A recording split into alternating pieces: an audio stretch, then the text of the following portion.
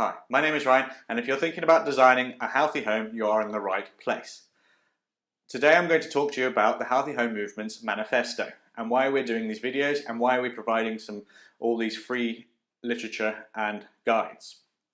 So firstly, a little bit about me. I'm a mechanical engineer. I've got a mechanical engineering degree. I have a master's degree in building services, and I am a chartered building services engineer.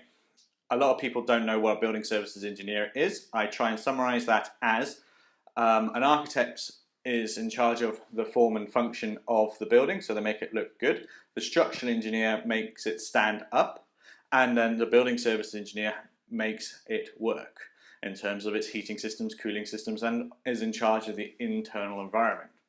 So I've been designing buildings for over the past decade, which consists of very high-end homes to large commercial MOD sites, and even working on a lot of listed buildings. But my specialty is putting renewables into buildings. So I specialised in that very early on in my career, and when renewables wasn't really considered as an option, and we had to do a lot of convincing to our clients that it was. And now, fortunately, things have changed, and now renewables have become the norm, which is great. So this brings me on to why are we doing these videos. So my skills are in engineering, and I've worked, as I said, on a lot of projects. But what you can probably clearly see is that I'm not a presenter by natural means, but I feel that the knowledge I have should be portrayed to you in the easiest way, and I find that the easiest way to learn is through videos. So if I can help the industry by elevating the knowledge and transferring it on, this is probably the best way. So why is it needed? Well, if a house is poorly designed, it is actually being shown that it can actually physically be unhealthy to live in. And unfortunately, there are many cases of this carrying on. There are a lot of cases where we've been called to site where an engineer has not done any design, and the client has asked us to rectify the problem. Unfortunately, this is very, very expensive, and in some cases it's not possible. So my goal is to try and install a bit more of a framework in the design process of new homes. That's why we've summarized it literally into 3 core principles. I have put a video that explains this a little bit better, but generally it is to consult, to understand what the client wants for the building or what you want the building to operate like. Then that is to define, so effectively summarize how you want the building to work and what you want to go into it. And then for the contractor to finalize this and to confirm to you that he's understood how you want the building to work.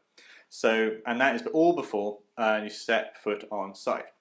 I know there is a tendency for people wanting to get land, to get planning permission, and then they run off and try and start to install and build their building before it's been fully designed. But studies are shown that this is not the best way to do it.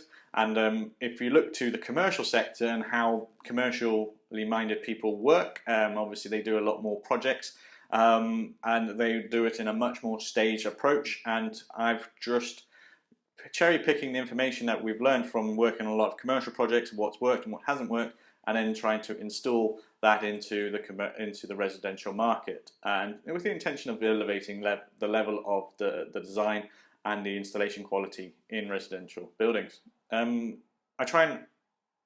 Unfortunately, the level of quality in residential buildings is much lower than a commercial sector.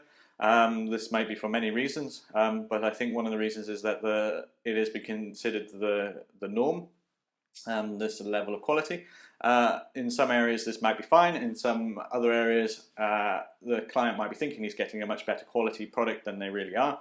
But our intention is to try and make sure that everybody understands what is expected and try and raise this a little bit without breaking the bank. What we're not asking for is to invest huge amounts of sums of money that is wasted.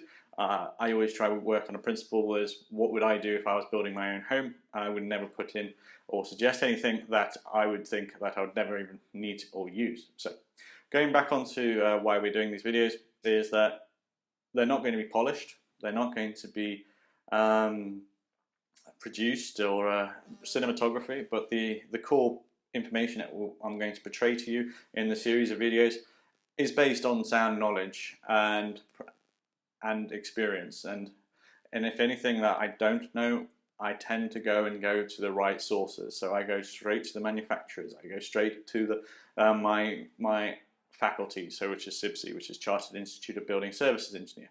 But all the information I portray to you is based on good practice, and I appreciate that there are certain things I might outline that might not be considered the norm, but please consider it as good practice, and you can then cherry pick what you want from it. And again, my knowledge and what I recommend is impartial, which is completely different to some people in the industry who are always going to try and push their technology or their product onto you.